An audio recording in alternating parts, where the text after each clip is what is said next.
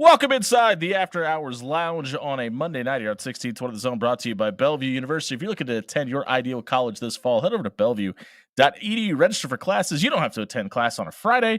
Majority of your class done online. Check out Bellevue University for more details. That's broken. Tonight, what just happened?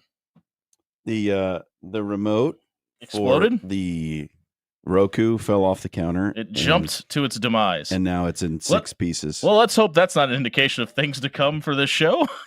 I'm already in six pieces, man. It's been a Monday. Who have been the top 5 quarterbacks in college football over the last decade? We're going to debate at 6:15. I'm intrigued to hear your guys' answers. I'm anticipating us all having much different ideas and opinions on this. Local college hoops, where are they? Where are they going? Are all 3 of them going to the tournament? I've been telling you for the last couple of weeks, Nebraska is in no matter what. Have I changed my mind? I'll tell you at 6:30. You might be wrong. T. Higgins Watch is back, and it'll be in buy or sell. We'll be reviewing all of the Huskers, including Isaiah Nayer, who had a tremendous combine. And then 7:30, the Class B state champions, Omaha Skutt, will be in studio to discuss their state wrestling championship as well. 402-951-1620 is where you can get a hold of us. You can report to the night shift on YouTube or Twitter. The comments are already firing up. We appreciate everybody for punching in tonight. J-Man has joined the night shift. J-Man has joined the chat. J-Man, welcome to the night shift. Brody Heidemann is running the producer chair today. Dan Campanen is running the third seat in the front seat of the truck tonight.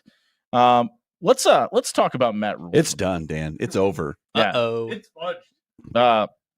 I was really worried there for a second. Let's talk about Matt Rhule for a second, because this is going to be year 3 of Matt Rhule. We're about to start. Matt drills have officially started in Lincoln, so we'll say year 3 is officially kicked off. Okay.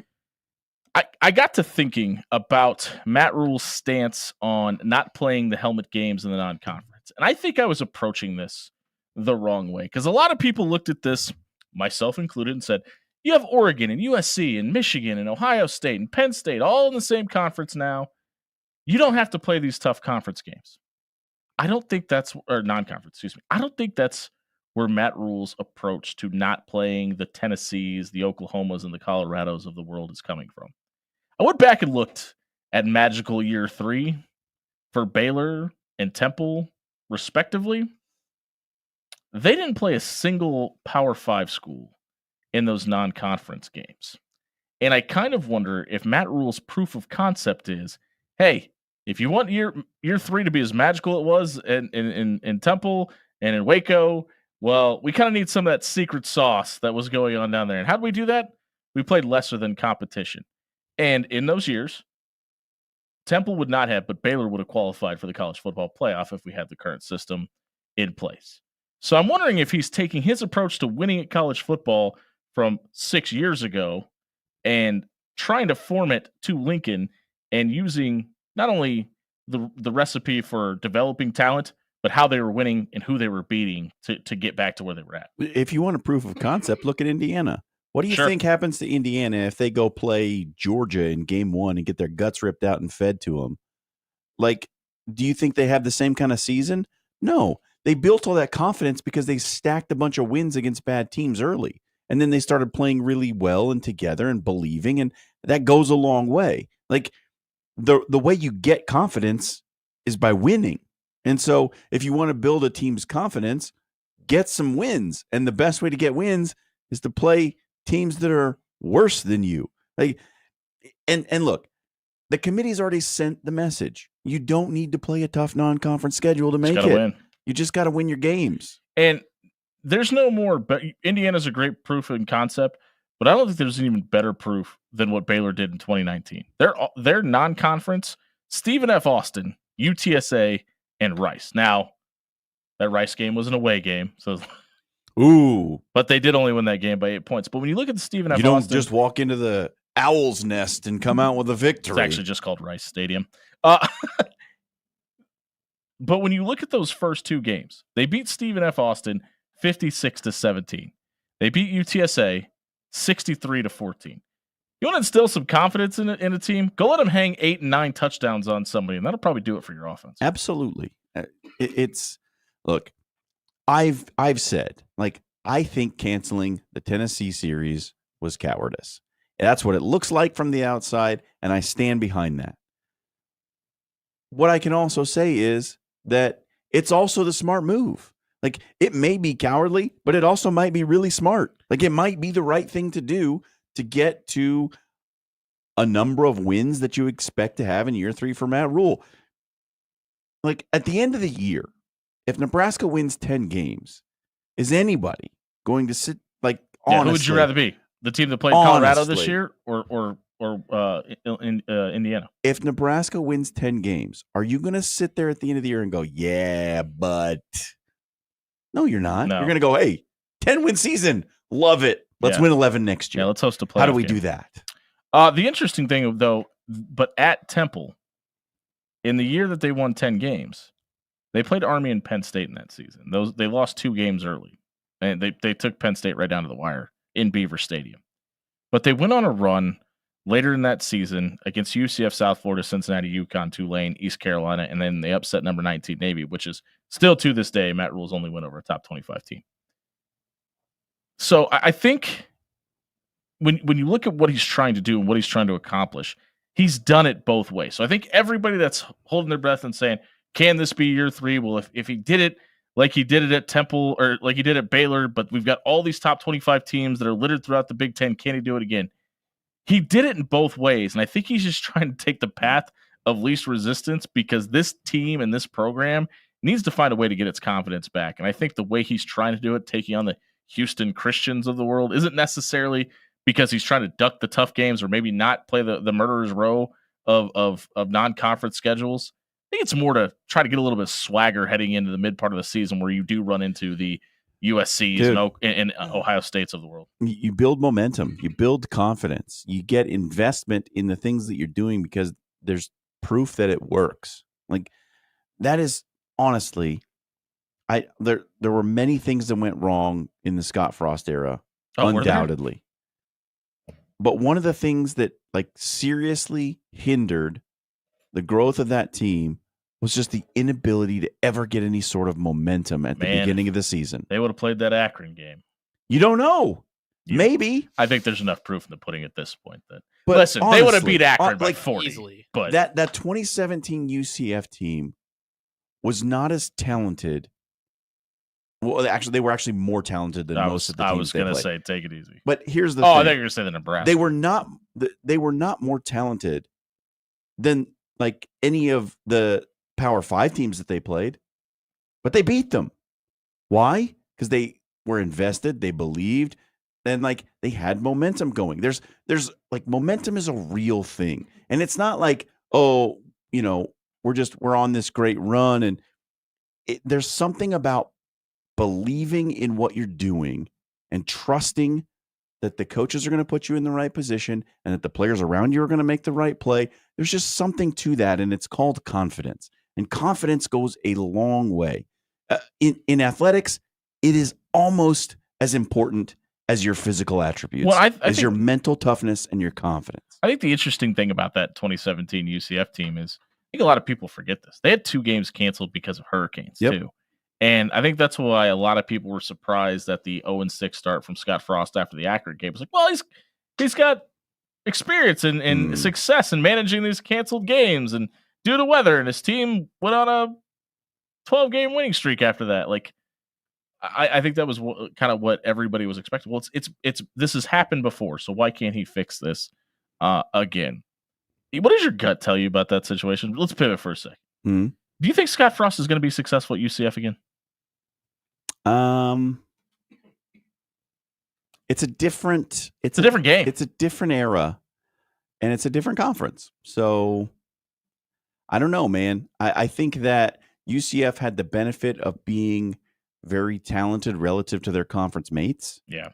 And they got some wins based on that, which again bred the momentum and the confidence. I don't know if they can do that in the Big 12. Like, you can't just expect to roll out a more talented roster and win. That's big boy football.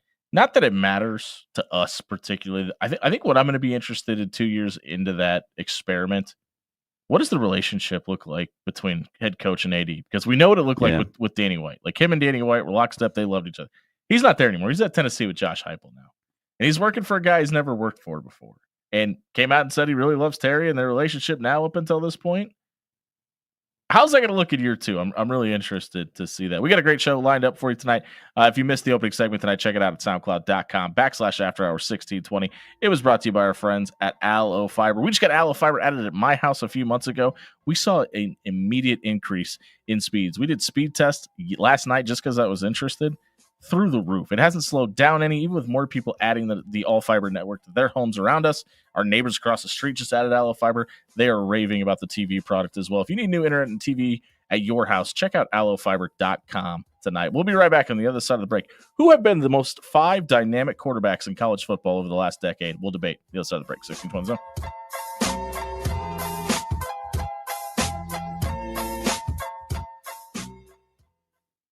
Hey, everybody. John Schreiner here for Jerry Ryan Clothing and Sportswear. Just a little bit of time left in basketball season and just a couple of weeks now before we get to that big showdown in the month of March. Are you ready? Are you prepared to go on the road and support your Jays? Maybe you're going on the road to support your Huskers. Maybe you're going on the road to support your Omaha Mavericks. Yes, the Summit League regular season champions. Well, if it's the Huskers or the Jays, you can get all the great gear at Jerry Ryan Clothing and Sportswear. Polos, quarter zips, jackets. You want to build the Blue Jay on it? Get it with Peter Millar, Mizzen and Main, or Johnny O. Got a Johnny O polo, got a Johnny O pullover. Love them both. You will too. You head out to 78th and Dodge. Get your best Jays and Huskers gear right there from Jerry Ryan Clothing and Sportswear. Also, for that special lady in your life, or maybe you are the special lady in someone's life, get yourself a Creighton women's polo from Tommy Bahama exclusively from Jerry Ryan Clothing and Sportswear. 78th and Dodge and dressing Omaha for over 50 years.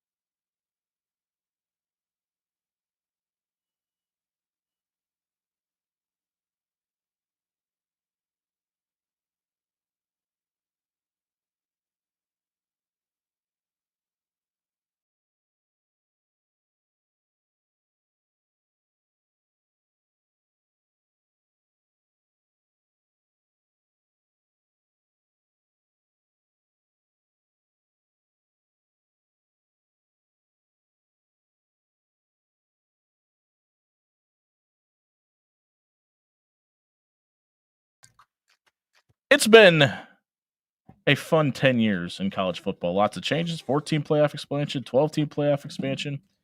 And I was thinking the other night about who the best quarterbacks of the last 2 or 3 years have been. And there wasn't really that one guy where it was like, this guy really set the world. There was a lot of, we'll see. This guy was really good in the system and kind of had to wait. Everybody loved Caleb Williams. Yeah. Do you now, though? Do you after his last but season? Everybody did. Do you love him after his last season at USC? And there was a lot of people. There were a lot of questions. He still got drafted number 1 overall. A lot of wait and see. And there was a lot of people that love Bryce Young. Yeah. And they're still, everybody thinks that, hey, these last 4 games were pretty good at the end of the season, blah, blah, blah. We'll see. We'll see how that all comes about. But there hasn't been that Joe Burrow, Lamar Jackson-esque guy, right? So it got me to thinking, who are the best 5 quarterbacks of the last 10 years? And I'm assuming everybody in this room has done a list? Yes. Dan? Mm-hmm. Of course. Okay. Let's start at 5. Okay. Because I'm going to be surprised if all of us even have the same similar 3.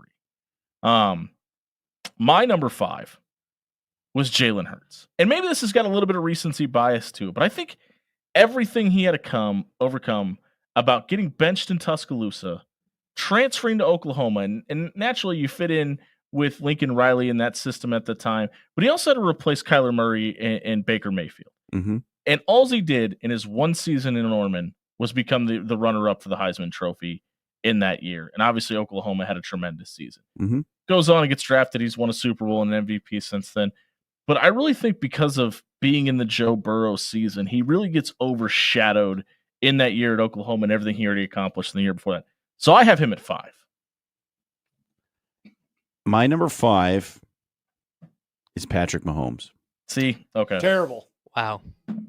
Do you guys know what his numbers were his last 2 years at Texas Tech? Do you know what system he played in?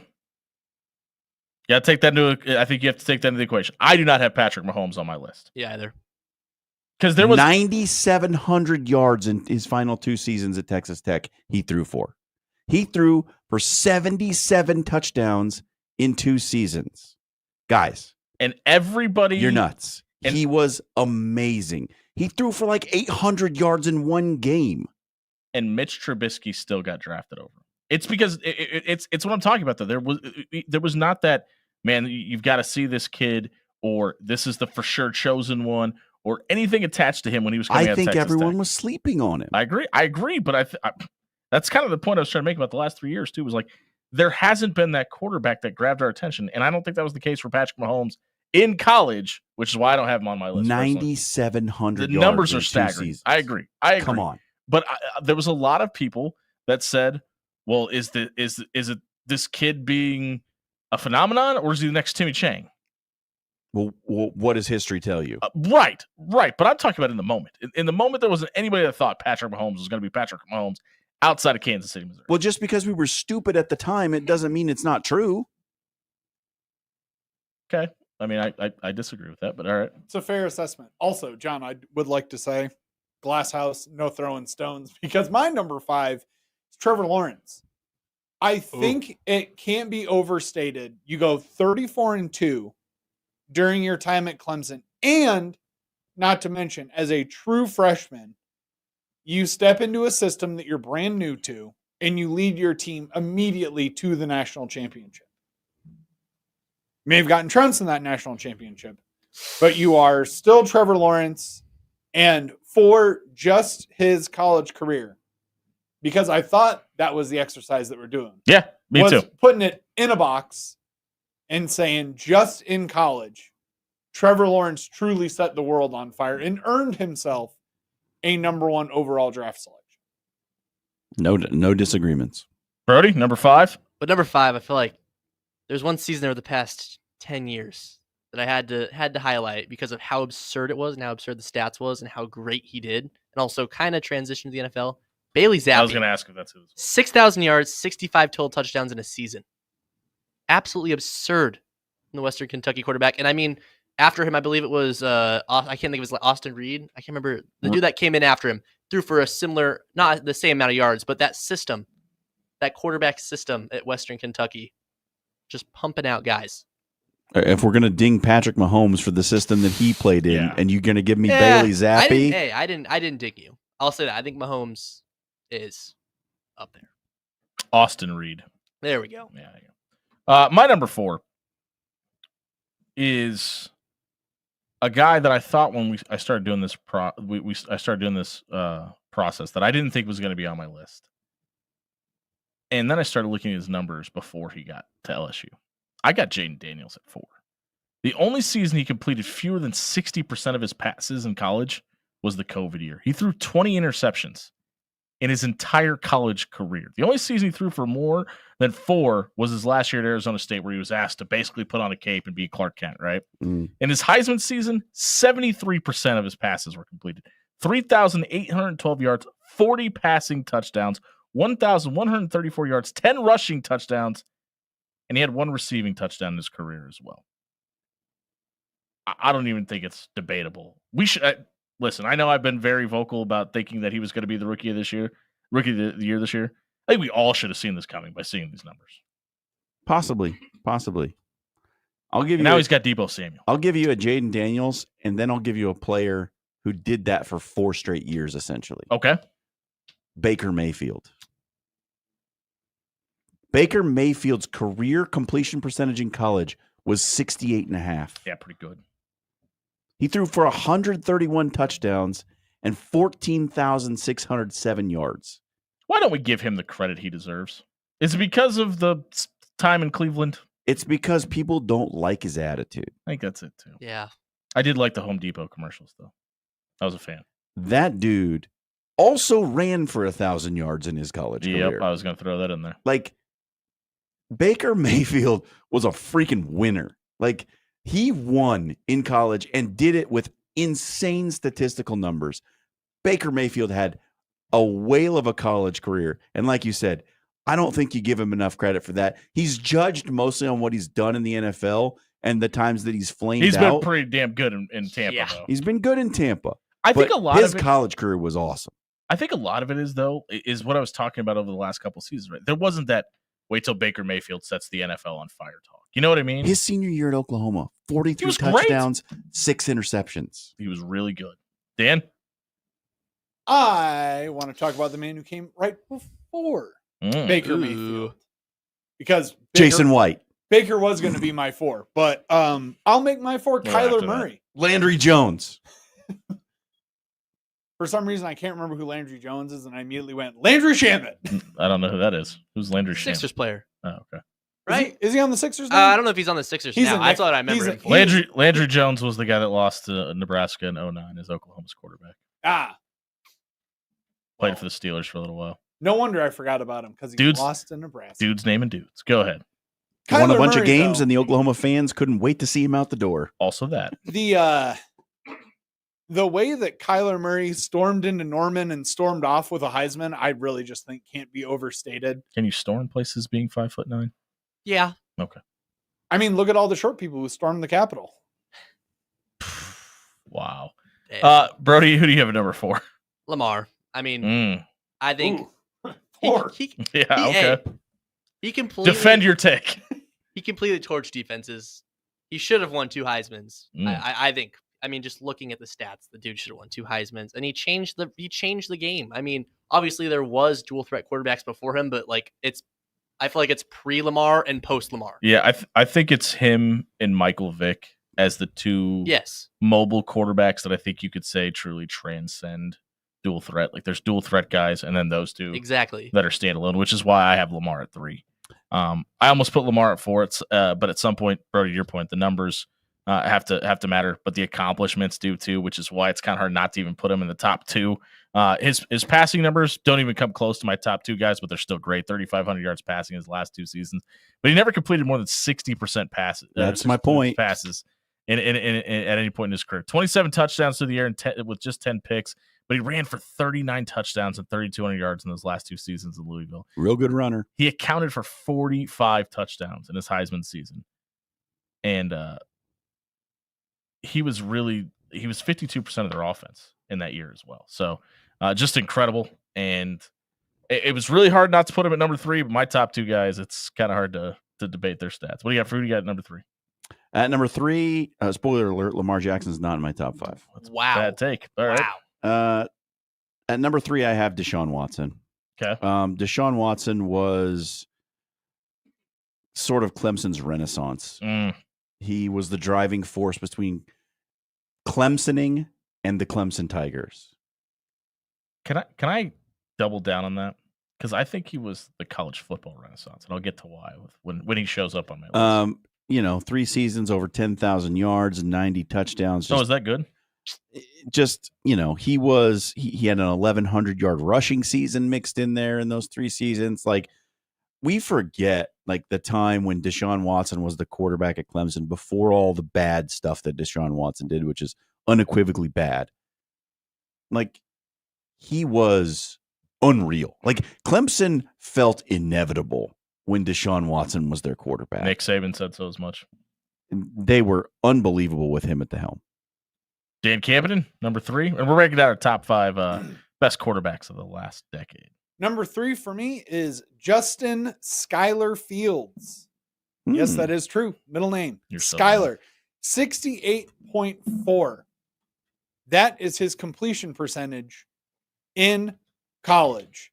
Not only in 2020 did he save the Big Ten's college football season, he also got to take on Big Bad Alabama in the title game and unfortunately lost by a lot. Yeah. But I think in an age where we saw certain styles of quarterbacks really flourishing and a lot of quarterbacks being expected to just immediately feel pressure and just escape the pocket and try to get it done with their legs, Justin Fields wasn't that guy. He was an in-the-face, pressure-me quarterback with poise and decision-making within the pocket. He loves him some Justin Fields. And I thought knew he- how to make he the right does. decisions. I thought he was going to be the quarterback that changes the narrative about Ohio State quarterbacks, but I was one quarterback too early. Yes, you were. You were one quarterback. Brody Heidemann, number 3 on your list. Trevor Lawrence. I mean, Mm. I think who was it that already said him? Was it Dan? He went Indeed. 34-2 as a quarterback. As a As a starter, yes. Never won the Heisman, which is crazy.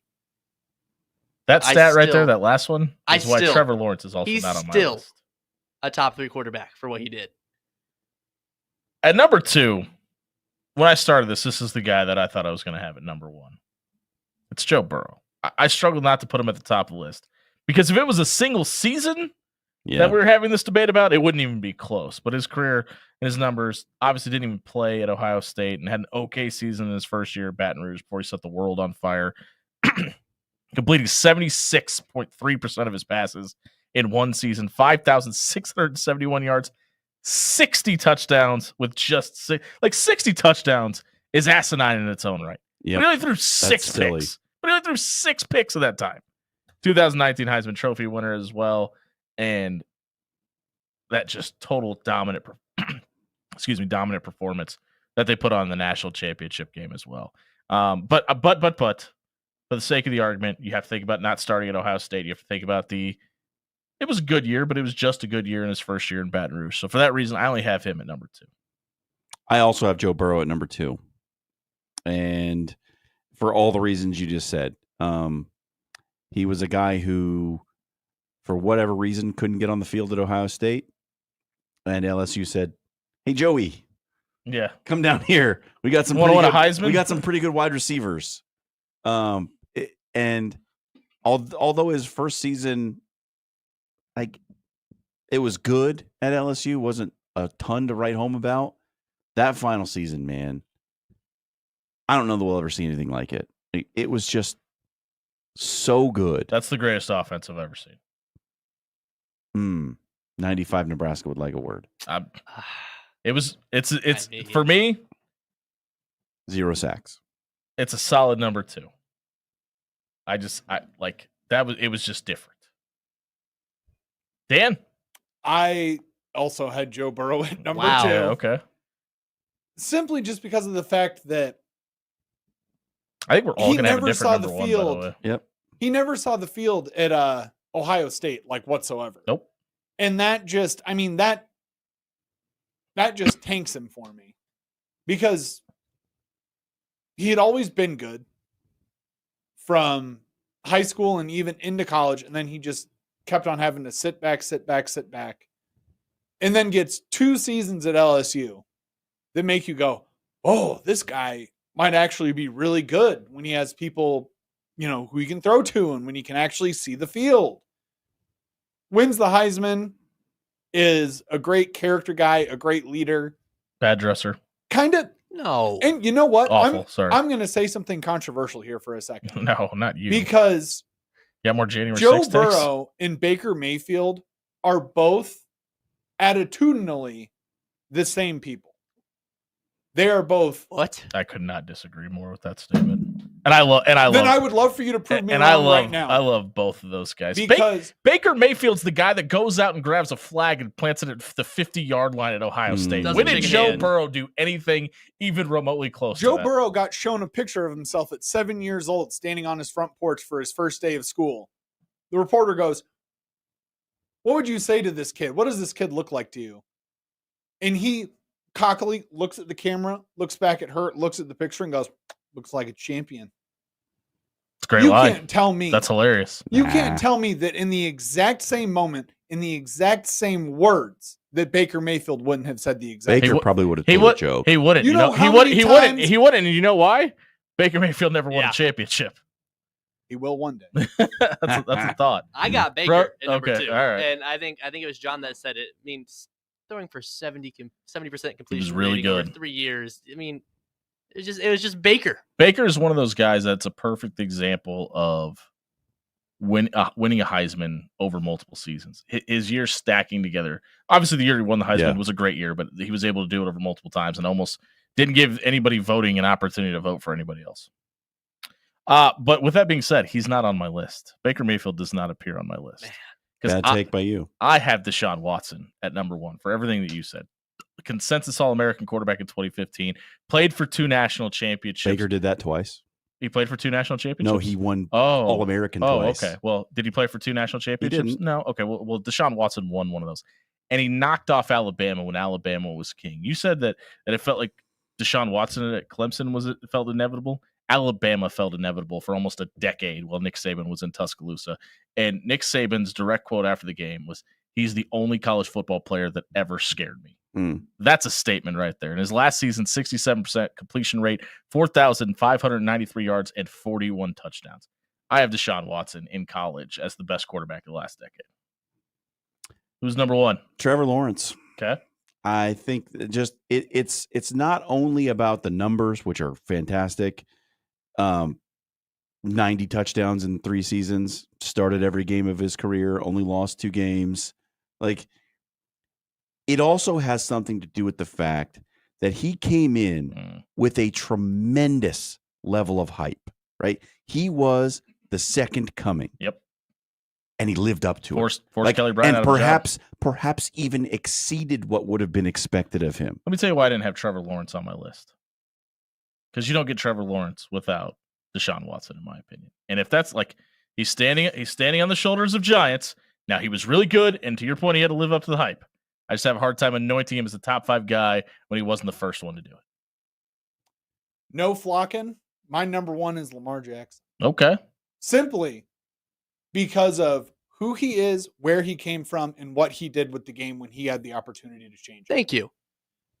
His legs should be insured for millions upon millions of dollars. And let's just get past that. Every single Sunday morning on ESPN, what was the first thing that they said to you? Hey, there's a lot of really high-level college football to talk about. But look at what Lamar did! Hey, look at Lamar jump over this guy. Yeah. Look at him stop. Look at him start. Look at him go again. Look at him hurdle 2 separate defenders on the same play. It seems like the man was putting his money in for, I am the next Michael Vick and I am better than Michael Vick. And it worked. It's just to be a top 5 quarterback of the last decade, I think you have to be a little bit better passer than that. Lamar has polished up his passing a lot in the NFL, Do you remember watching him throw the ball in college? On Wasn't third, pretty. on It- third It, down it wasn't pretty, specifically. guys. Quack, it was quack. not pretty. He's gotten so much better as a passer since he's gotten to the NFL. It wasn't good in college. It was not good. Brody, The guy you guys all had at number 2, Joe Burrow. number one. I mean, yeah. he was just inevitable. I remember turning on the Oklahoma semifinal game, and I saw the score, and I was like, "Huh, this is Yeah, they're good. This They're is good. a top 4 team." And I think Wasn't a Jamar- top 4 defense. I'll tell you Yeah. that much. And Joe Burrow was just throwing the ball like, I mean, he had no doubt about any throw he had. And even though his 2 seasons, or what was it, 3 seasons before, he might not have been that good, I think a lot of people had questions when he went to the NFL if he was going to be good because of that one season at LSU. I think that backed him up in the NFL. Yeah, with how absolutely. he played. Did Put a you chip on his know shoulder. that Joe Burrow could have went to Nebraska? Oh, I know. Oh, believe me, I know.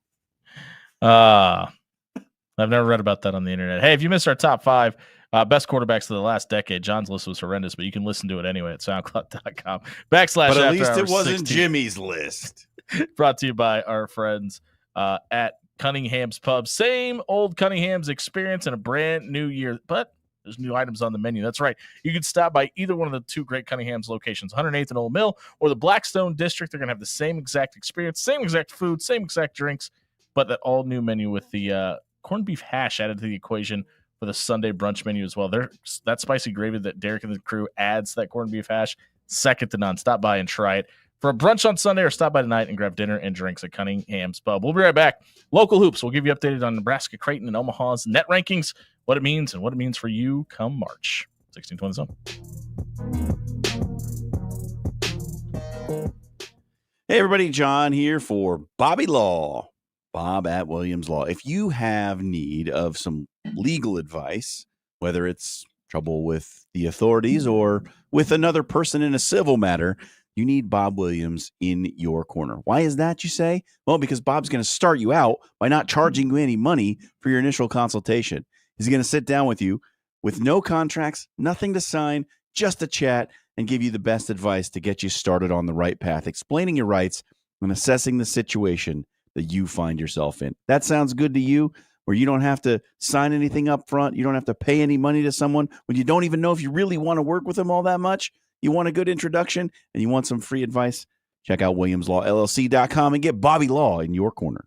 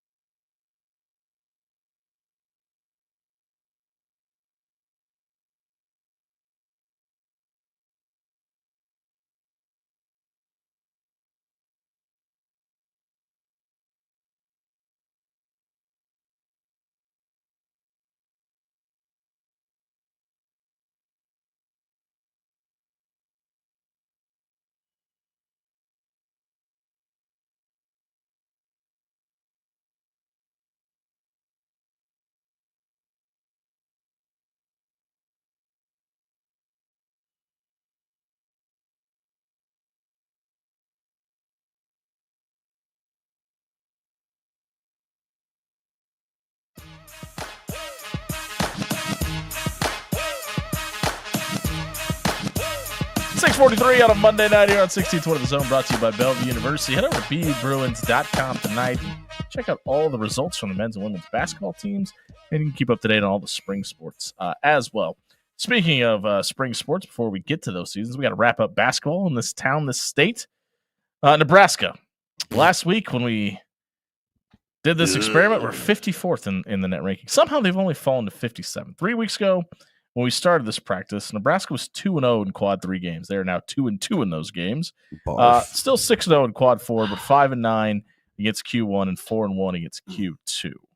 Left on the schedule, they still have to go to Ohio State, which is a quad 1 game, and Iowa, which is now a quad 2 game. Probably also a loss. That Minnesota loss may have meant. I told you they had to win that game. That may have thought meant they were out. Nebraska's got to win 2 Big Ten games. Big Ten tournament games, excuse me. Because I don't think they're beating Ohio State, and I don't think they're beating Buddy, if Iowa. they lose to both of these teams in the end of the regular season, they might have to win 3. I don't think so, because Iowa may be back up to a quad 1 game by that point. And if you lose 2 quad, they might. It's going to be a far stretch for them to get there. Do you know who their next game is? I against? do, and if they win that, that's why I'm saying that. No way that happens. I agree, but it's not impossible. So that's what I'm saying. If that were to happen, it'd be 2 quad 1 losses, and I think that changes the equation a little bit. Man,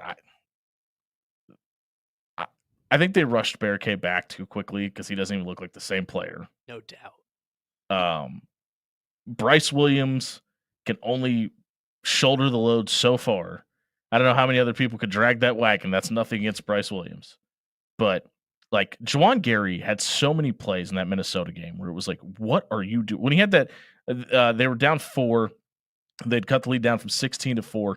And he had that play where he literally drove into 3 guys and like looked like he was trying to back cut into the lane. Like, sure. Yeah. But he also had so many offensive rebound putbacks He during the big comeback to get them to that point. Right. But what I'm saying is this team, it feels like when they have nothing to play for, they play loose and free and it works out for them. But they get any sort of just a little bit amount of pressure. I think that's why they win these big games, because they feel like, oh, we're playing house money here. Everybody's expecting us to lose anyway. And then they get in these tough situations where it's just like it feels like the pressure just crushes them, which is insane to say about Nebraska basketball. Yeah. And it feels like the start of the games, like immediately out of the gate, they've been digging themselves into these holes. Like I think it was Maya, however you say his last name. Maya.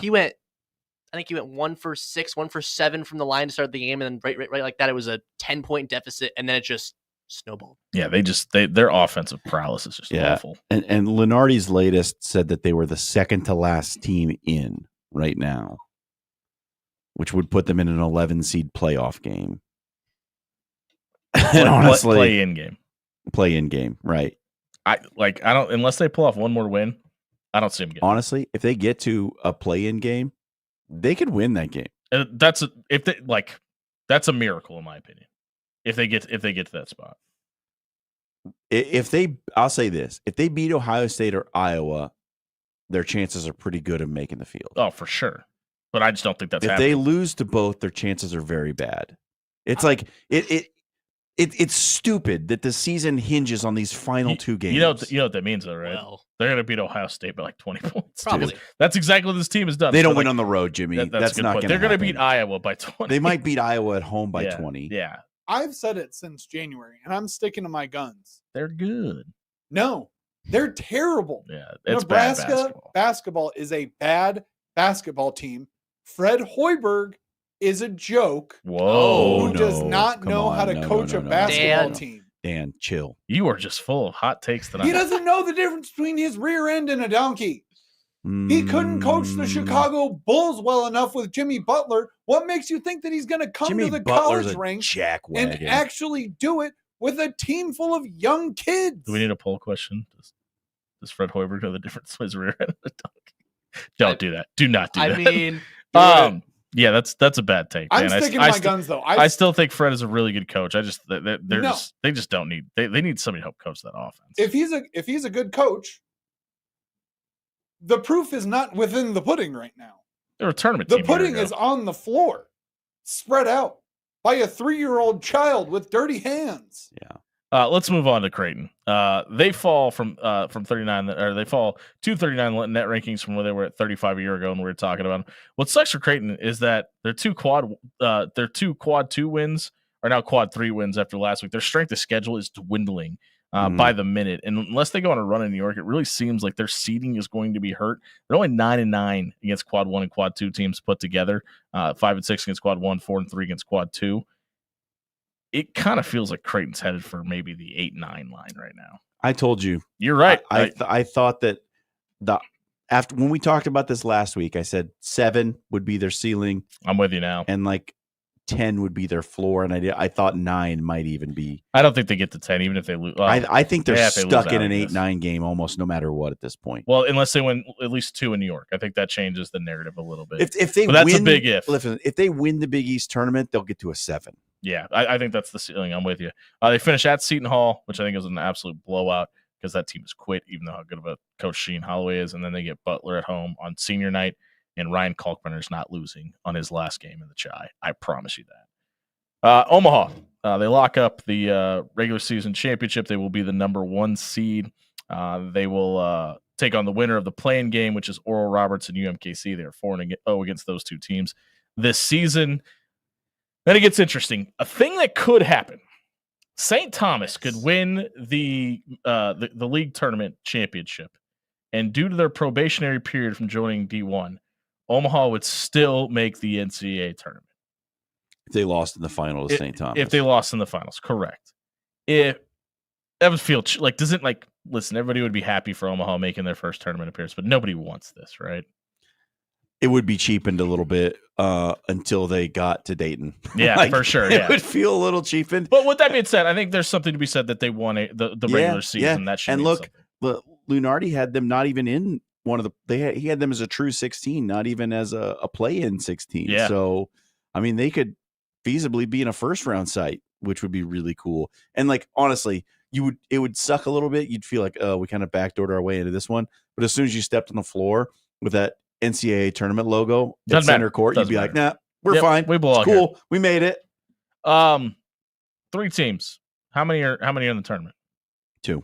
I'm with you. Dan? Yeah, I'm sticking 2. 2's the magic. Nebraska's out. All right, we're kicking Nebraska out. All right, that's our thoughts. I don't think they make it. It just, the vibes are so bad right now. I just don't see how they turn it around. I'm with you. That's our vibes on the local college hoop teams. If you miss them, check it out. SoundCloud.com/AfterHours1620 is brought to you by Controlled Comfort Heating and Air. It's starting to warm up outside. We're going to get a little bit of snow over the next couple days. I don't know if you know that. You don't want the temperature outside to be the temperature inside. You need to get a maintenance appointment set up with Controlled Comfort. They're going to come out and take a look at your furnace and your AC to make sure you're ready for the cold and warm months. Check out ControlledComfort.com for more details tonight. We'll be right back finding out what's trending on social media. 1620 Zone.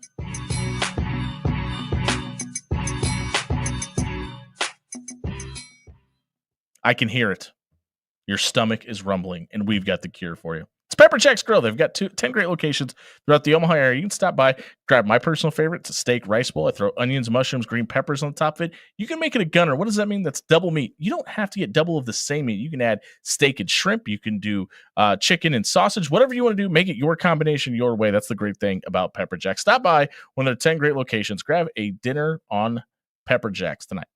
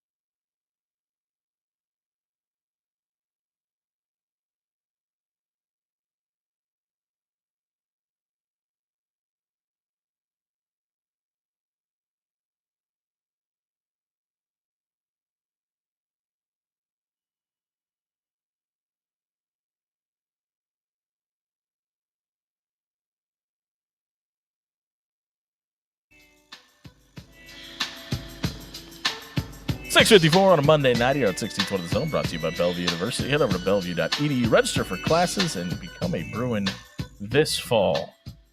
The internet has been ablaze. John Schreiner has been waiting for 23 years. 23. And it finally happened. Brody Heidemann, what do we got for the social media soundbite? I want to play the John. We were talking about during the break. I want to play the John Cena. But All right, good. Oh, it's not working? We won't. We'll play the heel turn.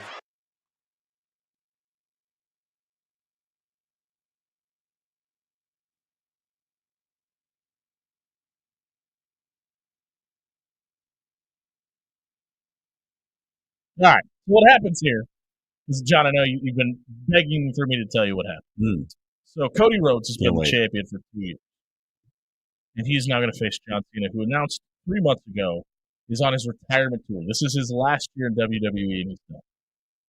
Everybody was thinking this is going to be a pay for your tickets now, and you got to see the last Dog and Pony show, and the same John Cena Superman, and he wins every time and waves the crowd and tells you to have a great night.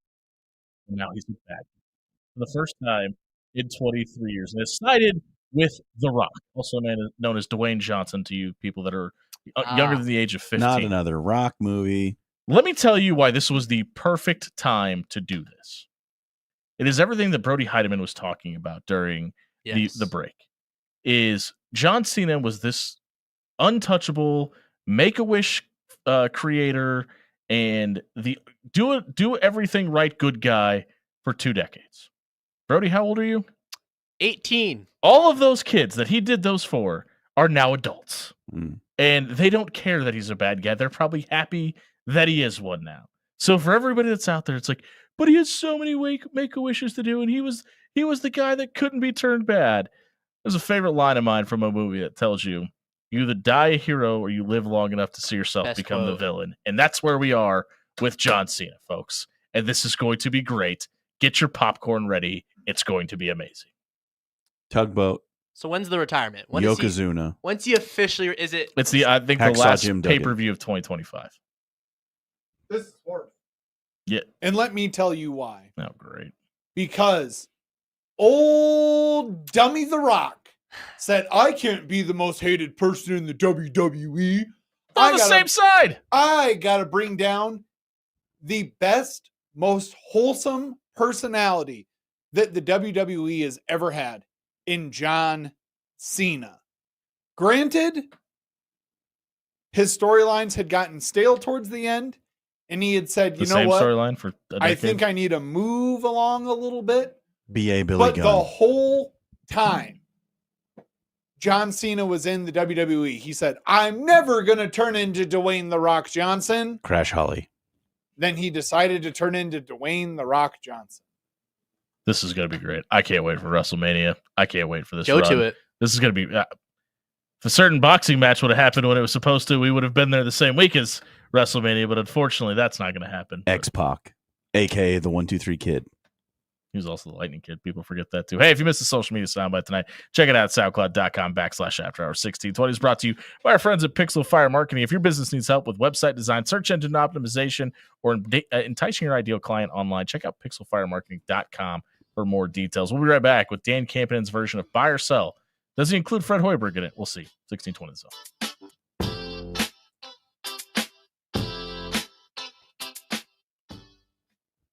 Hey everybody, it's Jimmy Allen here for AX Plumbing. They are a locally owned plumbing company that come out and fix all of your plumbing needs. Whether it be residential, they've come out and taken the wax ring out from underneath my toilet and replaced that, or commercial. They came out and they installed a urinal at my business and got our backflow issues worked. It smelled in our restroom for a long time for different reasons. They got all that taken care of. It's been fresh in there ever since. If you got problems like that, check out axpservice.com today. There's a discount for current and former military members as well as first responders. Check out axpservice.com tonight. See the chat. Is it blowing up? Are people agreeing with me?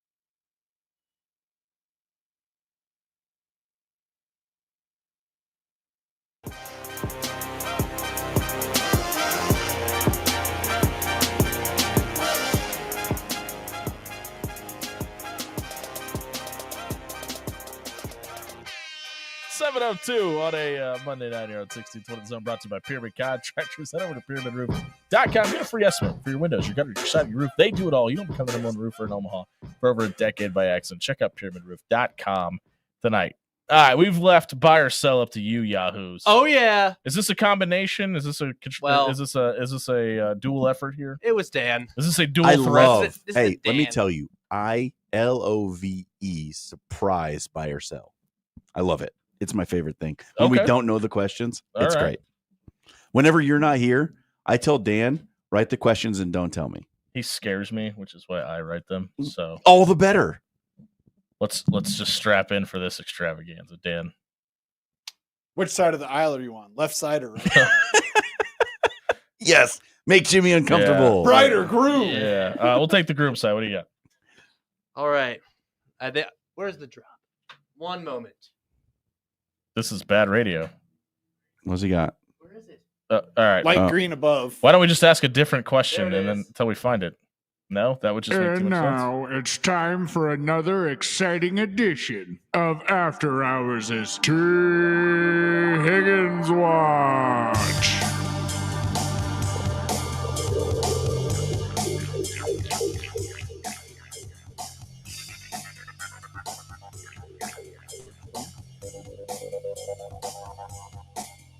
Okay, Brett, it's just you to start talking.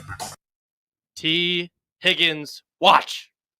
It's back. Second folks. season in a row, the Bengals placed the infamous franchise tag on their star receiver.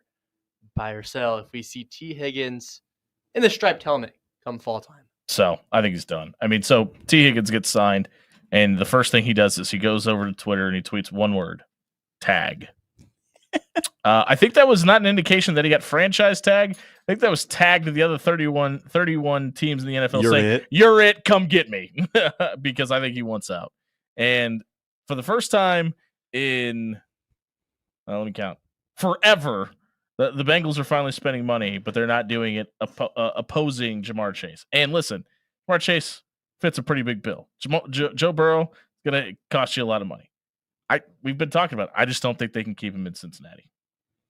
It's tough though, because the tag and trade is hard. Like Mhm. in the NFL, it's difficult, right? Very. Because you're paying a guy the average of number one receivers across the league. Does anyone want T. Higgins for number one wide receiver money? At this point in his career, I would doubt it. I Who? mean, Who, though? There's got to be a team that needs. I'm trying to think. Well, I have one. yeah, go ahead. Because I have one I think that we're going I to say the think same could thing. really the Green Actually, Bay Packers, yeah. like legitimately across the board right now. They have no number one wide receiver who's a true standout number one who stays healthy basically all season. Granted, you'd be getting a T. Higgins who just came off of a shortened 12-game season last year. But that is a situation where I see number one money and it being worth it for the franchise. You know who I think is really interesting that has the cap and has made some waves about wanting to go get a veteran quarterback? What if the Giants want to make a play at trying to become competitive again? They go out and they get a veteran quarterback. You bring T. Higgins to the equation to go opposite of Malik Neighbors. I think there's something there. Also, Devontae Adams is back on the market, too. the last wide That's receiver, here it is. The last wide receiver who was tagged and then traded was Jarvis Landry from the Dolphins. They That's traded a him long to time. Was that Cleveland. 14? 17. 17. It actually happened in 18 before the tag expired. They traded him in the season. Yeah, it's tough. And it doesn't usually work out for the team that's picking up the tagged player. So that means it's the Browns because they just do things that don't make sense Yeah. all the time. I don't know. I don't think they're going to find many trade partners for T. Higgins at that money. I think he stays.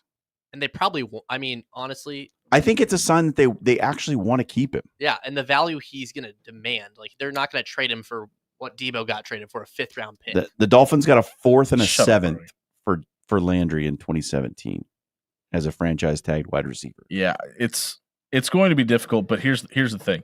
Does him getting tagged this second time create a narrative or a problem in the locker room? And if it does, then he's definitely not even worth the money in Cincinnati nor the tag.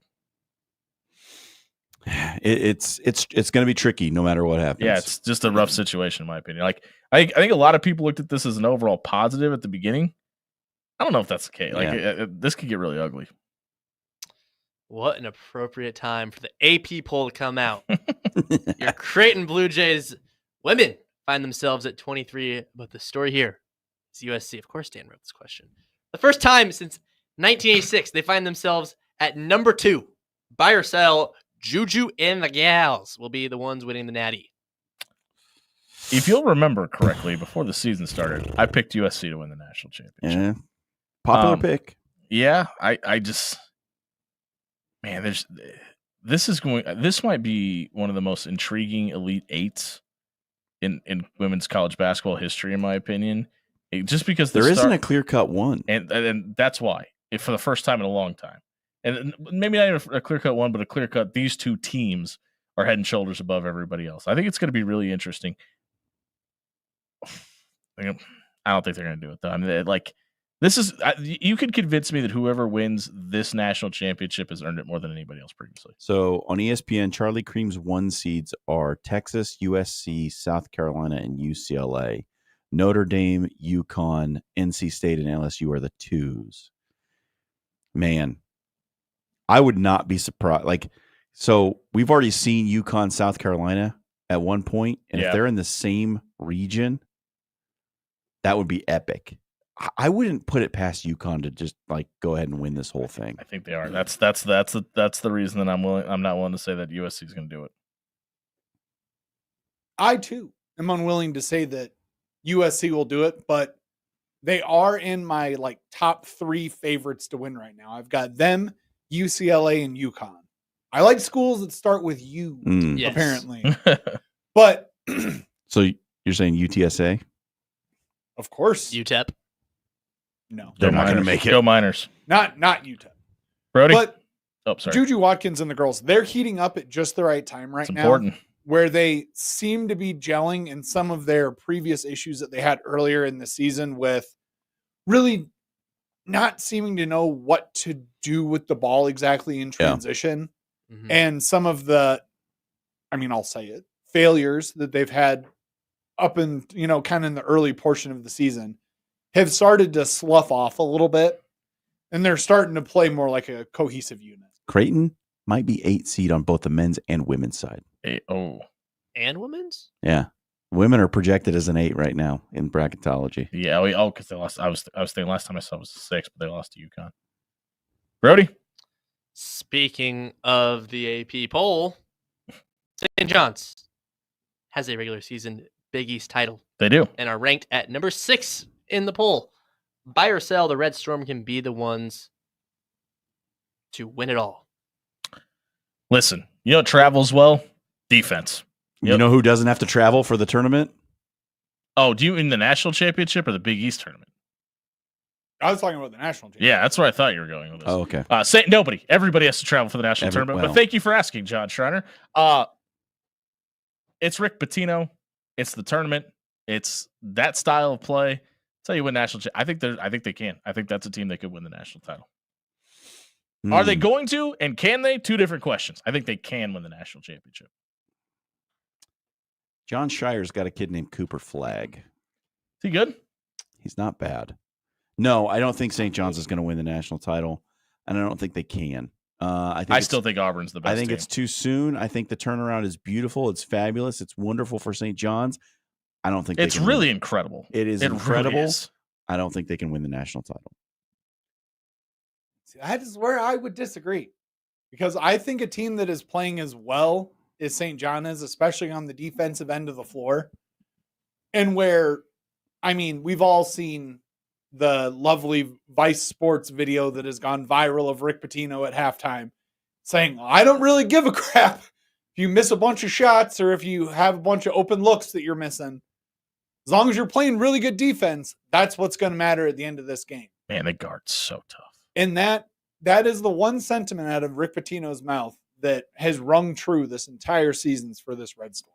I'm really I think that is the one thing I'm the most intrigued at the Big East tournament is how much different St. John's defense looks at all against different opponents, because the way you guard Stephen Ashworth is so much different than the way you would guard Seton Hall, and how you there's just so many different nuances that Creighton has that other teams in the Big East don't, that I'm really excited to see them in consecutive days.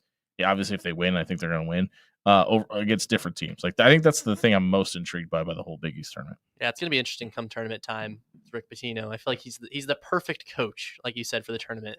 And I feel like he's they're right now, their formula that he's putting together. I mean, I think they can make a run. I just think it's going to be who they get on their side of the bracket that's going to may cause some problems. We all love the NFL draft here at the After Hours. We do. But before we can see our teams pick and turn our attention to the combine, let's turn our attention to the combine. Of all the stories, I have to ask, buy or sell, Will Howard goes before round 5. Way before. I think he's one of the few guys that has really helped his draft stock in the last couple of days. He was throwing some money throws in his warmups. I really think he's one of the 4 or 5 guys that you can look at and say definitely improved his stock. Before what? What was the round 5? Before Will Howard before round. I'll say, because I think he's in round 5. No, I think he goes in round 5. I don't think anyone goes that high for him. Who's the guy that pooped down his leg in the quarterback drills? Who just like failed? Was it Jackson Dart? No. Who just completely like. There was one quarterback. Was Will Howard? I thought it was Will Howard who like pooped down his leg. I thought it was Will Howard too. Now that I feel like it was Will Howard that was the one that did not do very good. He was behind on a ton of throws. I just saw his live throws. He looked like he wasn't really targeting all that well for the live throws. So he's apparently being called the worst combine performance of all time. There we go. I thought Will Howard crapped down his leg. Okay, good. Oh, okay. After a very, very good first day throwing the football, Will Howard is having a horrible time and a horrible performance, one writer wrote. Genuinely one of the worst quarterbacks to win a natty, added another. Ooh. He's gonna be fine. Dude, his first day was really good. I didn't see his throws yesterday. 5th round though. Who's been the president of the Will Howard Haters Club this whole time? Okay, there's a side-by-side video on Twitter of his first day and his second day making the same exact throws. The first day is right on the money. He's throwing him in the dirt and over guys' heads in the second one, so that's not great. I don't know. I agree with John. I think the 5th round. I think 5th round is going to be money this year for quarterbacks. Since there's a lot of guys that are going to follow that 5th, 6th round. See anything else, Jimmy? I'm just watching these videos. They're literally side by sides of the exact same throws, and he's just missing dudes wide right. Like the first throws are right on the money. I mean, when you don't have Jeremiah Smith, Emeka Egbuka, Carnell Tate, to name a few of the guys that you're throwing to, and you're going to, well, I don't know if it was Isaiah Nayer out there, but someone like that, maybe you're going to miss a few throws. He missed more than a few. This is at like number 8. Yeah, he was overthrowing, underthrowing. It looked like he was chicken with his head cut off on day number 2, and he would. I mean, it's so crazy. Like seeing these passes that are the exact same throws, and I was trying to find out they're to the exact same guys. They couldn't be more polar opposites. That's insanity. Yeah, those are really bad misses, though. Hey, if you missed Buy or Sell tonight, check it out at SoundCloud.com/AfterHours1620. It was brought to you by our friends at Controlled Comfort Heating and Air. Walk outside, walk back inside. The temperature's different. They're supposed to be.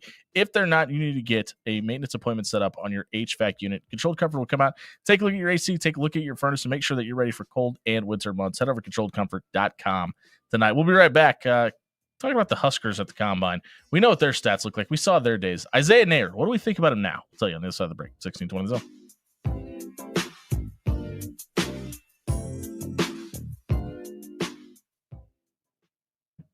Hey, everybody, it's Jimmy Allen here for Bob Williams with Williams Law. You hear Bob every week here on this show talking about the big legal issues facing quarterbacks in the NFL, all the settlements happening in the NCAA. You don't have to be a quarterback or somebody at the NCAA level of the NCAA to work with a lawyer the caliber of Bob Williams. All you have to do is head over to WilliamsLawLLC.com tonight. Bob and his team are going to give you a free, no obligation legal consultation for whatever legal situation you're in, whether it be criminal, whether it be civil. He will help you out in both those situations, explain your rights, and walk you through the process. Head over to WilliamsLawLLC.com. Work with Bob and his team tonight.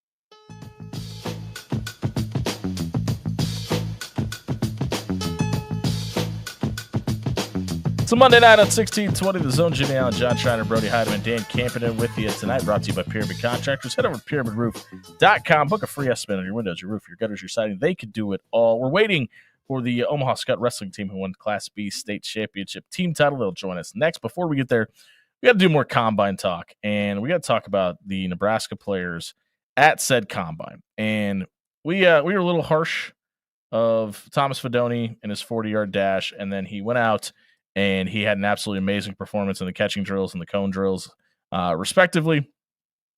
And there was a lot of I've heard some rumblings. There's a lot of people like, why can he do that at the combine? Why wasn't he able to do that at Nebraska? And we hear that every year, right? It's people that are upset that they didn't get the results from the player that they got to come to their school that they were expecting. Why hasn't any Nebraska tight end in the last 15 years put up any numbers of significance? But here's what I'll say in reference to that, though, is we knew Thomas Fidone could do all that, right? Sure. He was a Rivals top 50 guy for a reason. Number one. He was the number one tight end in the country for a reason, and a lot of that is based on potential and it's upside. And here's the other thing: that's also what the NFL draft is based on. When you look at Thomas Fidone's numbers, 4.7 40-yard dash, a 1.157 10-yard split, a 35.5-inch vertical jump. Like, all of that stuff are intangibles that he walked into Lincoln with. Maybe not those exact numbers, but the possibility of getting there. The issue, and this is nothing to Thomas. I think this is something that Thomas was told when he was going to test the NFL waters. It's what he does in pads that people have question marks up about to this point. We heard Dana Holgorsen question his ability to get out and block in the perimeter. We've seen it on film, and that's the stuff that when you look at his numbers and at the combine in shorts and a t-shirt, they're great and they're fantastic, and it tells you that he has the ability to live up to the potential that we thought he was walking. He's a fantastic athlete. The problem is the injuries and what we've seen on film. Now, some of that's probably overcoming injuries and compensating for said injuries, and you know what could fix that sometimes? Time. Being away from football, not having contact. And I think this offseason is probably the most pivotal of Thomas Fidone's entire career, maybe even his life, with being healthy and getting into an NFL system and probably getting drafted after his performance at the combine. Like, honestly, he's a Nebraska football player, so we want him to be successful. We wish him, absolutely. Like, we wish that he would do good things, and we hope for him to do good things. It's like all those linemen from the Callahan era, the Pelini era, the Frost, like all those guys who were like, well, those guys didn't do any good in college, and then they go and have long NFL careers, right? Like, we hated them when they were playing for Nebraska because they couldn't seemingly block anyone, and then they go and have NFL careers, and it's like, what happened? Well, I mean, coaching matters, systems matter, like all that stuff matters. Yeah, right. And I hope Thomas Fidone has a great NFL career. Like, I know it's like his dream, and he wants to have an NFL career, and I hope he gets it, man. It didn't work quite the way we expected it to in Nebraska, and that seems to be a thing that we say too often. Yeah, and another guy that could end up being that conversation is the Isaiah Neyor conversation, right? I mean, he goes out and runs a sub 4.40. He has a 38 vertical inch. He's got 11-foot 1-inch broad jump too, and that's why he ends up at Texas, right? Yeah, and this is no shade at Nebraska, but the reason he ends up at Nebraska is because he broke his foot. Like, all the intangibles were there, all the upside was there. That's how you end up going from Wyoming to Texas in the first place, and quite frankly, how you end up at Nebraska in the first place as well. So, like, for everybody, it's like, well, he couldn't do this in Lincoln. Watch those first 3 games. Like, his athletic prowess was not the problem, and it's just, we always hear this conversation about, well, why couldn't they do that here? Well, like, running against Michigan's defense, or I guess it wouldn't be running against Ohio State's defense and running against nobody at the combine is a completely different thing. And not saying that Isaiah can't do it, but it's a much different conversation. Catching a go route on air is different than catching a go route. Apparently, unless Will Howard's throwing it to you across, with a cornerback in your face, or running a 10-yard in. You've rolled your eyes at me 3 times now. Yeah, because I'm tired of this like combine conversation in the way that it gets had. Congratulations to Thomas Fidone, Isaiah Neyor, anyone who does really, really well at the combine. But I want everyone to remember, it's not about potential. It's about the fact that they have months to train for the 3-cone drill, the bench press, their 40 time, and their vertical leap. All of these guys immediately, once they declare for the draft, leave their college and they go out to California, Florida, Texas, somewhere deep in the South or on one of the coasts where they can practice all of these drills day in and day out to shave hundredths of seconds off of their 40 time and to add 5 to 10 inches to their vertical. Their potential that they have is not true potential. If you weren't seeing that in college, you're not seeing, and you're seeing something different at the combine, that is wherein the problem lies. How do you explain Josh Allen then? Yeah, I was gonna say, why can't it be potential? Yeah, that doesn't make any sense. Why can't it be potential? Like because it's not potential. Thomas Fidone dropped exactly 0 balls. You can't really just practice on only that while you're doing all these other things. Potential's real. Potential doesn't mean you're going to deliver results. No. Yeah, but if it's showing that you have the capability of doing it. Now, the situation in which you're doing it absolutely matters. And I think that's what you're trying to say. But like, that's all this is. It's like, okay, you can run really fast. What can you run really fast in pads? Can you run really fast not in a straight line? Can you cut this quickly? Those are all conversations that you have to figure out by watching film, Dan. But I definitely think it's potential. I don't think it is. I think you're telling people right now that potentially, if you have a couple $100,000 and you want to go pay a trainer to make you look really good at the combine to help your draft stock, great. Then why does it work every year? It doesn't. It does not work every year. You don't think Thomas Fidone's draft stock drastically improved over the last week? Oh no, I don't think the combine works whatsoever. Okay, but is he going to get? I think the combine is a sham of an event. Is he going to get paid more money because of what he did this weekend? Maybe. Then it works. I'm here to tell you that's probably not. I didn't see him move up Mel Kiper's draft board. I didn't see him move up Billy Barnwell's draft board. Have they dropped a full? Not yet. They will at the end of the combine. List. You had thought you were gonna say something? Yeah, I don't know. I just I want to go back to the potential versus production argument because that's the interesting point here. That's the whole thing the draft is based off of. Yeah, it's not about like whether like you can't say after the fact that he didn't have any potential because he didn't do anything. That's not how that works. Like what we're talking about is potential versus kinetic. Like the potential exists whether it's ever realized or not. Like it's still there. The athleticism is still apparent. The numbers are the numbers. He did those things. He ran those times. He caught those balls. It doesn't mean he will be able to do it when he plays in an actual game. It can give you an indication of what's possible, but it doesn't. That's also known as potential. Right. It doesn't mean that it will definitely be that. That's potential. Let me give you an example of a guy a few years ago. Here's a guy. Tariq Woolen. Now here's out of a guy. UTSA. I call him the sheriff. Wasn't that high on many guys' boards. It makes me laugh every time. Wasn't that, he's going to a not mid-major, but a not very well-known school. Goes out, runs a 4.29. Yeah. I saw a top 10 40 times. Second ever, Gets drafted in the 5th round. It's still not the best draft position. And now I think he was all pro. I think he was all pro this year. Last year. Year. It might be, whatever. Still. Times are relevant. Potential. He showed out the combine, showed the speed, got drafted. You know, it's not potential winning a state championship. That's what Omaha Skutt did in wrestling.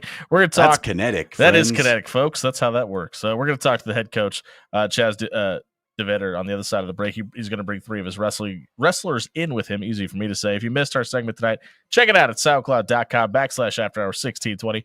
It was brought to you by Jerry Ryan. Jerry Ryan is the premier suit buying experience in the Midwest. They've got the best options. You need your slacks, you need your suit game, you need your sport coats done. Hey, you need some golf polos for when the snow eventually goes away. Stop by Jerry Ryan tomorrow. It's going to be a snow day. Jerry Ryan's going to be open. Get your golf closet ready for the Lynx this spring. Stop by 78th and Dodge. The best dressed guy out on the Lynx this year. Could it be you? It is if you stop by Jerry Ryan. They've been dressing Omaha for over 50 years. We're talking Skutt Wrestling on the other side of the break. We come back. 1620 Zone.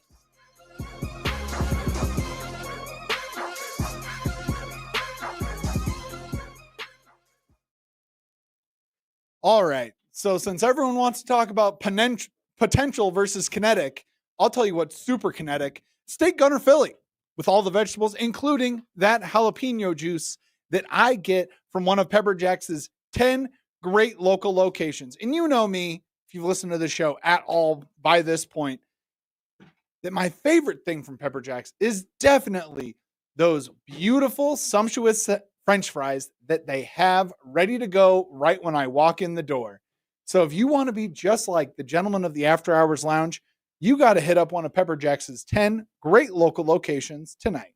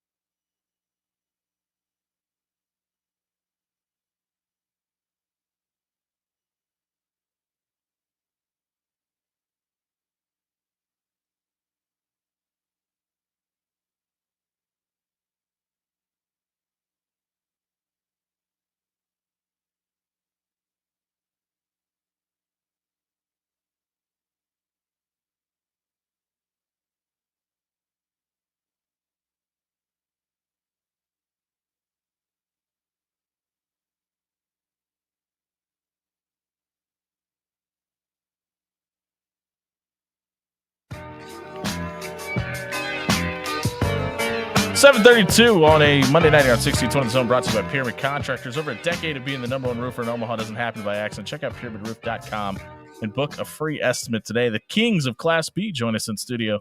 Chaz DeVetter, the head coach of Omaha Skutt, joins us in studio. Coach, thanks for being here. I think they're the emperors of Class B at this point. Yes, thanks for having us. We're excited to be here. Well, as John just alluded to, we're about to give you some flowers here. But, hey, what does winning this state title with this group of seniors mean to you? This was a fun one because we have a great group. I mean, I think you'll talk to some of these guys in a little bit, but we have a group of guys that were pretty dominant as individuals, and it was just a fun group with great leaders, a lot of guys who love to wrestle, and just a fun group. You mentioned who you brought with you tonight? Yeah, so with me, we have Cade Ziola. Do you want me to give credentials? Or nope. Yeah, you just okay. I think their resume Tyler Harrell. Yeah, I think their resume speaks for themselves. Yep. Why were these three guys the right guys to bring to represent your program? Oh man, I'll be honest with you, it was tough because we have a lot of great guys. I assumed you wanted to bring like 7 guys. Man, as you can see, our studio's not big enough for that. Yeah, no, when you asked me, I did. I wanted to bring a lot of them. So, but these guys, I mean, we just have a lot of great guys on the team. Cade's a senior, 3-time state champ. 4-time finalist. I think might be probably the only guy that's ever placed at the Ironman 3 times. He's got huge resume. I think he's Instagram famous even for his wrestling. A lot of people around the wrestling community know him. Just great credentials. He's going to UNO. Just a great leader for us. Cole Welty also placed at the Ironman this year. He won a state title. He's a 3-time finalist. He's got great credentials in freestyle, and he's a senior, and he just kind of wreck shop this year too in Nebraska and just did some really cool things. And Tyler Harrell won his 3rd state title this year as a junior. just in dominant fashion. And, you know, there were a lot, it was tough because we have a lot of guys. I mean, you have Ben Ziola, Cade's brother, who's a 2-time state champ as a sophomore. We're going to get to all those guys in a minute. Okay. Okay. Yep. Riley Johnson. There's others too. It was not an easy decision. We have a couple questions about some guys that aren't here. Yeah. Great. For those who aren't familiar, maybe folks who are on the outside looking in, the Skutt wrestling community and everything that surrounds it, what makes it so special to you? You know, I think it's the people. I mean, I just, you know, personally, I feel blessed to be a part of it. Feel like every good gift is from above, and one of the cool things that I get to be a part of is, you know, these guys and the guys I didn't bring with me, they love to wrestle. And just the commitment and the dedication and professionalism. I mean, I know other sports work hard and everything, but I just don't think it can be matched. If people saw what these guys have put into the sport, you'd think they're crazy. It's pretty crazy. And so it's kind of fun for me to be around guys like that just love it and that just commit so much to being great at the craft, really what they're doing. High school wrestling is such a weird dynamic in the sense of you get these kids over 4 years, but it's the 4 years where in most cases their bodies are changing the most in their life, right? And we talk about Cade wins 3, Tyler can still win 4, Ben, like you mentioned, can still win 4, Kaylin on the girls' side, you guys just had a girls wrestling, can win 4 as well. How are you able to take these wrestlers at such a young age, keep their skills sharpening, but also develop their body at the same time and kind of combine it all together? Yeah, I mean, I think that's definitely part of it. Like you mentioned, you know, kids grow at a different rate and they hit puberty and they gain weight or they don't gain weight, and it's all different. And so that's actually part of the challenge of the sport is just kind of figuring out who's going what weights and when, and you wish you could figure it out sooner than you can. But right. It's kind of a dynamic thing. But in all reality, you know, we work hard and help them refine their skills and everything. But these guys that are at this level are training year round. They're not just 3 months out of the year and then they're, you know, eating bonbons and watching TV. Yeah, these guys are training. It's like a full-time thing. And so, you know, we get to be a part of that, but there's also club programs that really help and do a great job in helping them develop as well.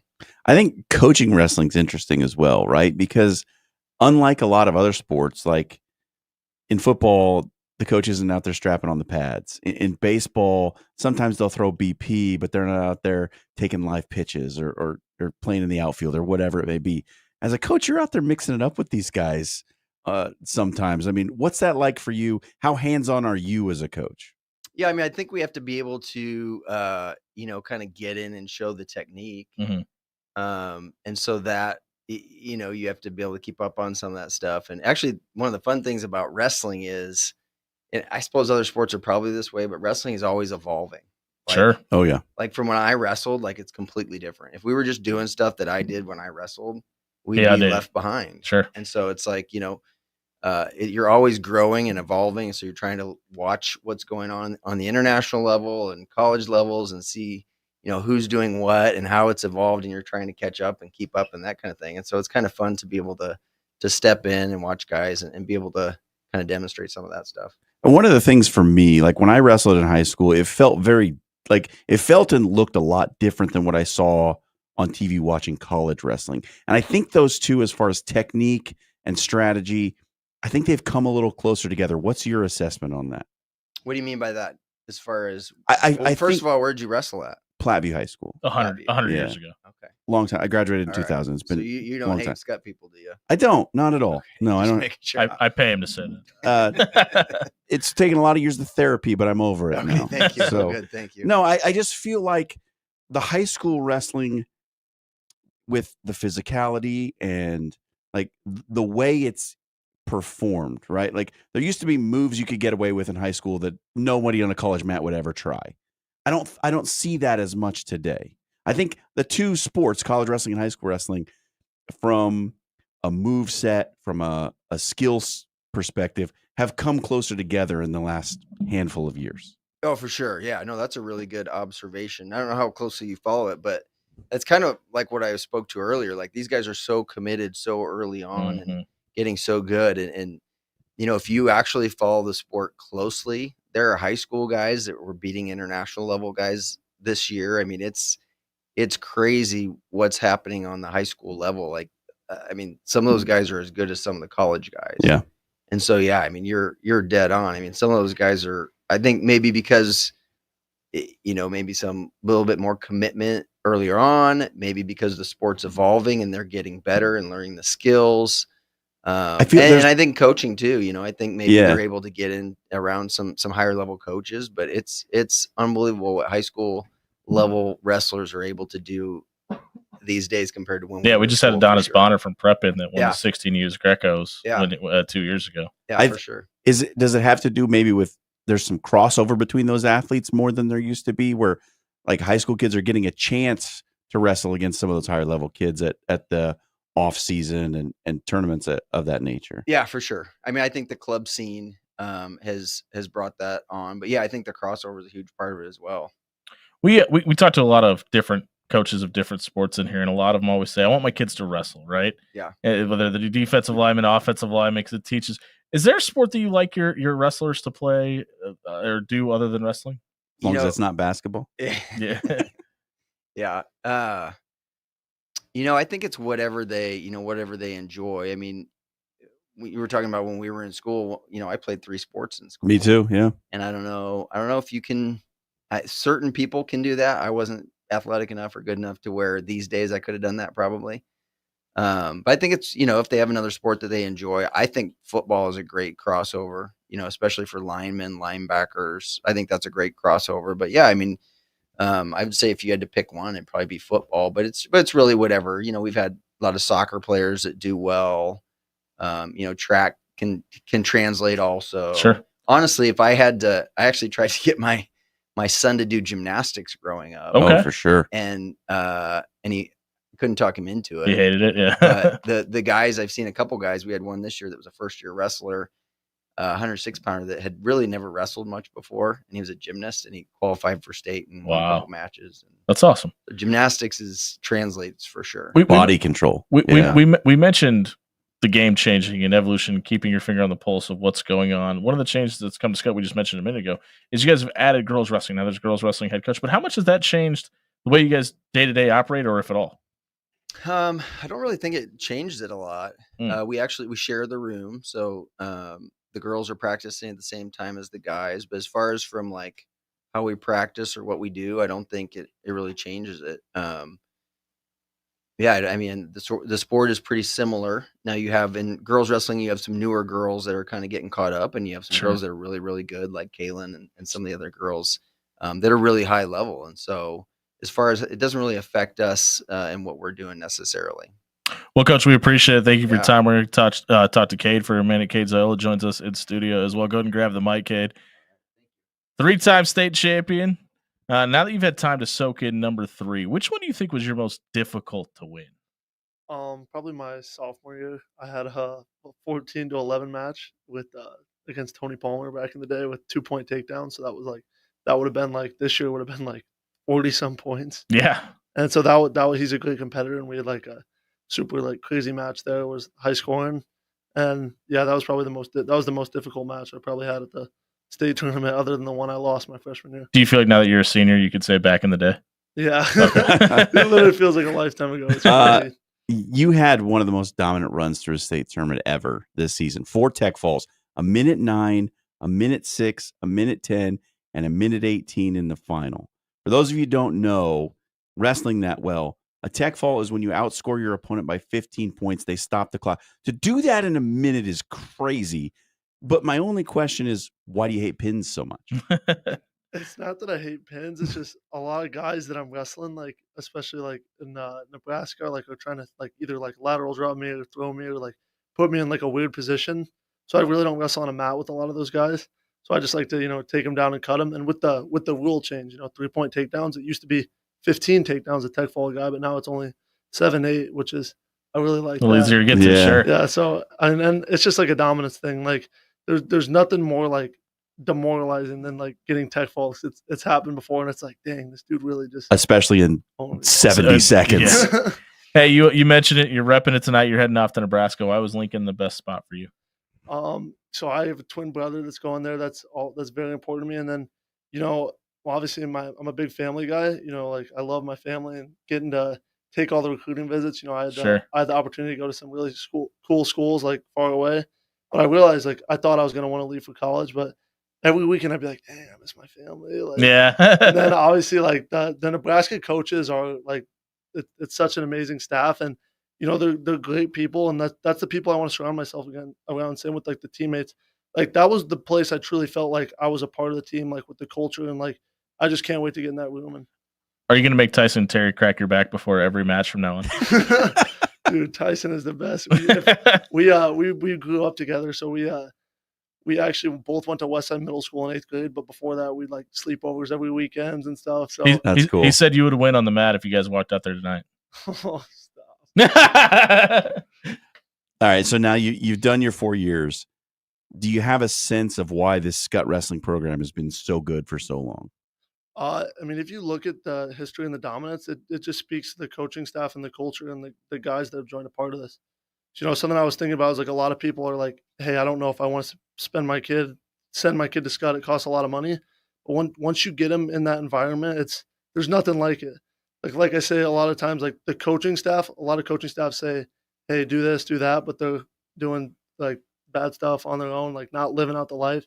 And so when you get leaders like that to go and actually live the life, like it gravitates you towards people and it elevates you to be better. And so we kind of created that culture this year where like everyone's working hard, everyone's training hard, everyone's pushing each other. And it's never like a jealousy thing. Like when like Cole or Tyler or someone wins, it's never like, dang it, like I wish they wouldn't have won. It's like I'm so proud of them. And like it's more like, hey, who can score more points, who's more dominant? Like, and it's such a cool culture. You're Awesome. you're senior, so he can't punish you for this. Do you have a favorite moment of Coach DeVetter that you could share on air? It's got to be radio appropriate. I think after Coach Chad, after I won Ironman my junior year, like I was the first person to ever get that done from Nebraska, and I just remember like my dad and Coach Chaz were in my corner, just getting that hug.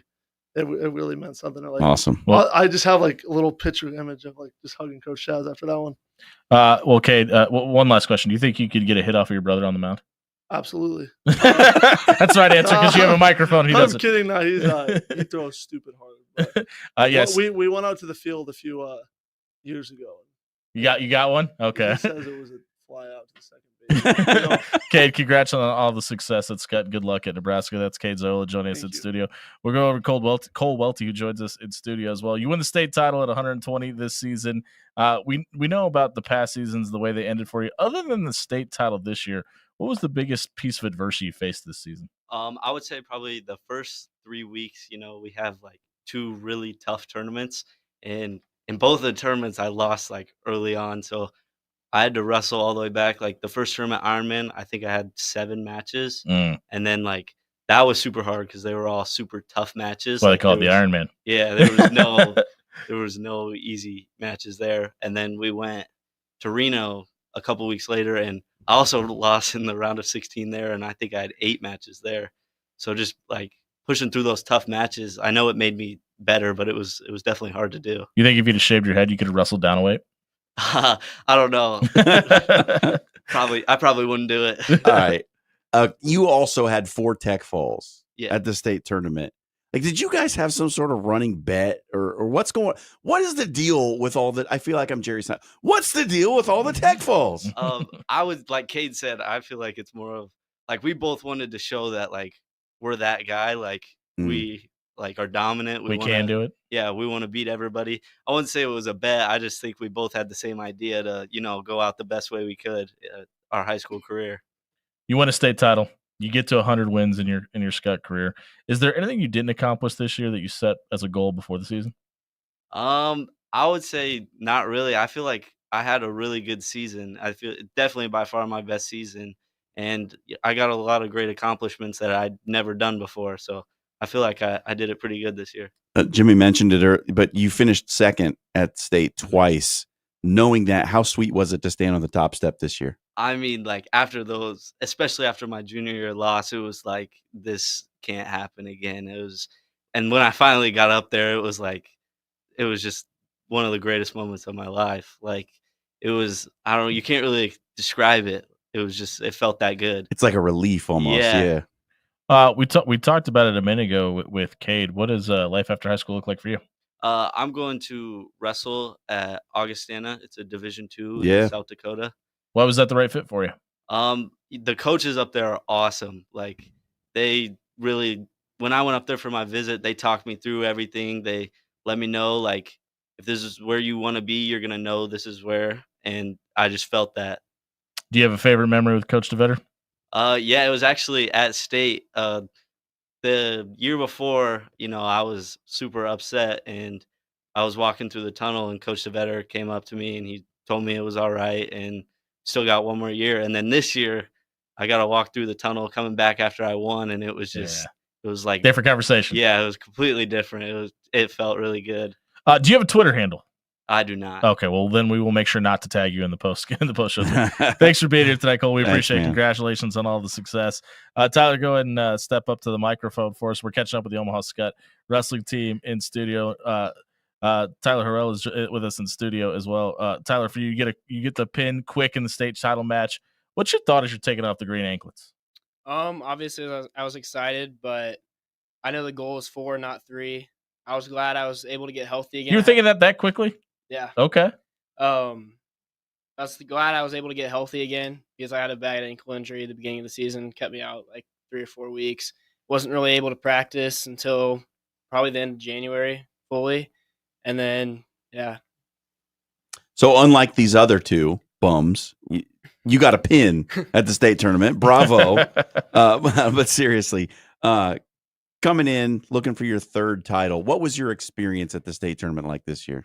I feel like it was a little bit more relaxed for the most part. For the finals, sitting in the locker room, doing nothing for 3.5 hours, waiting for it to be my turn was kind of stressful. But at the end of the day, I just sat in there, listened to music, shut the lights off, just got my mind right for my match. Went out there, just another match, did my thing, and walked off. You win your 3rd state title. You alluded to it. You're in rarefied air. You get a shot at a 4th. How much do you welcome that pressure? I mean, you said it with a smile that you're thinking about 4 already. Is that something that you've been thinking about for a long time now? Yeah, I've been thinking about 4 titles my whole high school career.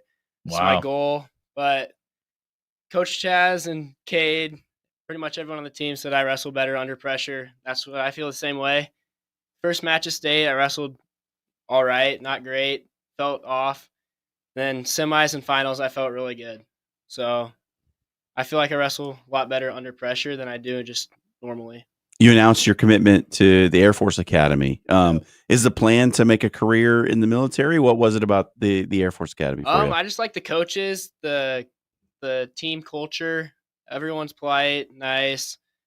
They keep the place clean. Mountains. Being in the mountains No is doubt. cool. Yeah. That was the most military guy answer ever. By the way. They keep the place clean. They keep the place And, clean, yeah. my grandpa and my great grandpa were both in the military, so Right on. part of it. Is the chase for 4 also the fact that Kaylin could get there also, and you want to do it before she does? Yeah. I mean, Okay. we could both get 4, so that's obviously a goal, and that'd be really cool. Well, buddy, congrats on all the success, and thanks for being here tonight. Hopefully we're talking to you next year after 4. Coach, we'll go back over to you to wrap this up. We're catching up with the Omaha Skutt Skyhawks, and their head coach, Chaz DeVetter, is in studio with us tonight with 3 of his state champions. Coach, sum up this season for us as a whole. The state championships are fun to talk about and all the success and all that. What has this season as a whole meant to you and your coaching staff? Yeah, it was a lot of fun. Like I said, just being around these guys and the guys on our team that love the sport. They go in. Actually, the motto for the season was, there's a book called Pound the Stone that just kind of talks about essentially taking a day at a time and focusing on the details and the process and not necessarily the end result. And I think these guys did that. I think we took 1 week at a time and 1 practice at a time, and these guys just kept getting better and better and worked on their craft, and good things happened. I think obviously they were very good, but I think we made a lot of progress and we had a lot of fun, and it was pretty cool. We got to go to, as these guys mentioned, we got to go to Reno for a tournament, Sure. Ironman for a tournament. some good local tournaments that we went to, and so You got to find a way to do that when it's colder outside and get those warmer spots. Right? Yeah, I know. Unfortunately, there's a really good one in Ohio called the Ironman. It'd be nice if it was in Florida. Sure. Hey, I want to ask about the travel aspect of though, because we've talked to Coach Saunders in here after she's won state championships. We talked to Coach Turman. There seems to be a thought process on Scott of getting out of Nebraska, going and facing competition we don't necessarily see. Is that part of the thought process? Is let's go out and see what else is out there and kind of raise our level of competition a little bit?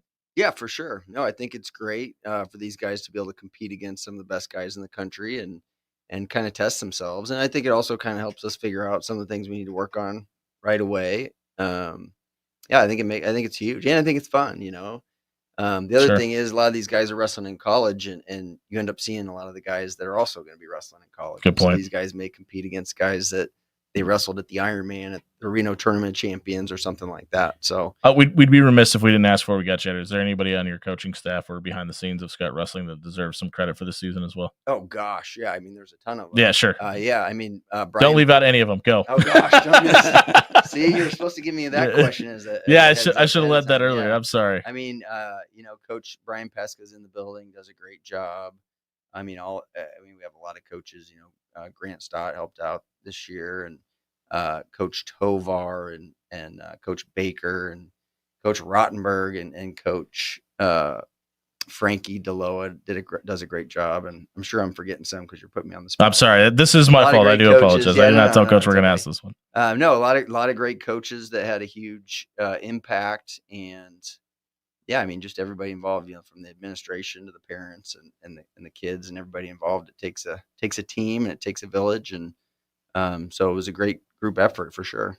That's Coach Chaz DeVetter of the Omaha Scott Skyhawks. The wrestling team brings home another state championship in Class B. If you missed their segment tonight, check it out at soundcloud.com/afterhours1620. It was brought to you by our friends at Allo Business. If your company doesn't have a managed service provider that's giving you cybersecurity help or helping you with your voice solutions, head over to allobusiness.com and grow your company today. For Dan Campen and John Shiner, Brody Heidemann, I've been Jimmy Allen.